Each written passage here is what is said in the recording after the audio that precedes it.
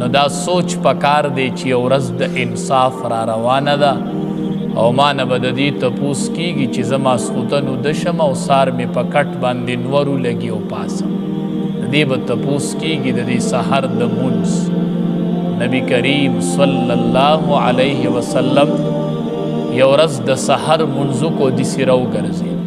وی پلان کې وی نه دی حاضر وی پلان کې نشته دی نه دی حاضر وی او د الله حبیب نه دی حاضر نبی کریم صلی الله علیه وسلم په خپل ژبه مبارک وفرمایل وی د ماسخوتن او د سحر مونځ چې دی دا په منافقینو باندې ګران چې منافق دا دوه منځونه ورته ګراني او بیا د دواړو جهانو سردارو فرمایل وی کو تاسو ته د دې سحر او د ماسخوتن د مانځه اجر معلوم شو چې په دې څومره اجر میلاویږي وی په دې زنګنانو به را روان یې په زنګنانو به راځئ او مانځه ته به حاضري کوئ خو کو تاسو ته فضیلت د ماسخوتن او د سحر د مانځه معلوم شو په دې زنګنانو به داسې په ګوډو به را روان یې خو تاسو به حاضري کوئ نبی کریم صلی الله علیه وسلم وفرمایل وی هغه مونځ چې هغه په کور یا په بیټک کې وشي د نارینه مونځ او چې کم نارینه په جماعت سره مونځ وکړي په جمع سره نو دې مونځ ته فضیلت حاصل دی په هغې مونځ چې هغه په کور یا بیټک کې شوی دی 25 درجې فضیلت حاصل دی نو دا ته چې وایي زه د سحر مونځ کوم خو کورې کوم پاسمه خو وایي کمه دا ټیک خبره ده خو 25 درجې درنه هره ورځ دا ستا د مونځ فرق راځي چې هغه ځان له وشي کم مونځ چې په کور یا بیټک د جماعت نه علاوه وشي 25 درجې ته دا مونځ غوره دی ته وایي درجه څه شی دی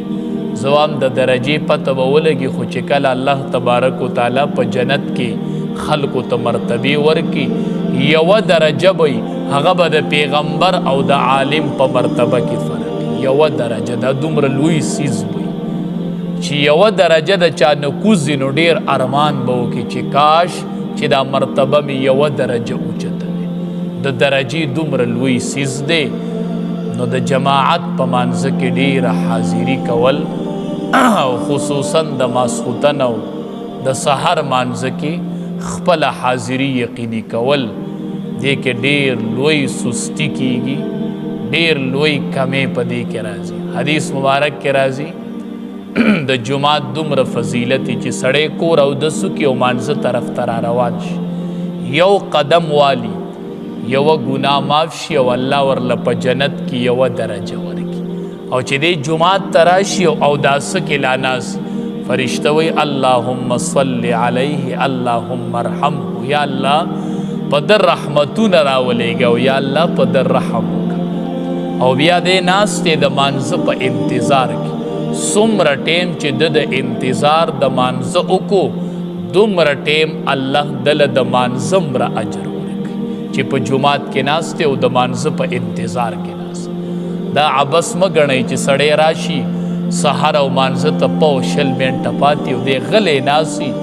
د مانځه په انتظار کې ده ته دومره اجر میلاویږي لکه دی چې مونځ کوي د مونځ عمره اجر ورله الله ورکوي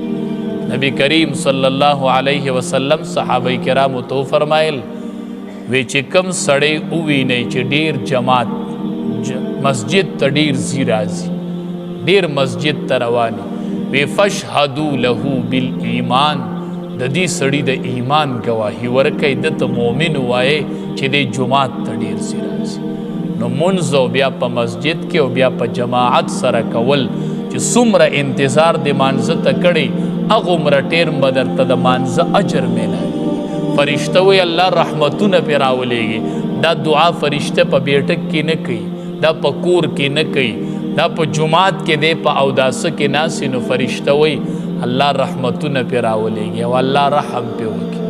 د دې نه به بل سخت وعید وي چې د دواړو جهانو سردار په خپله وفرمایل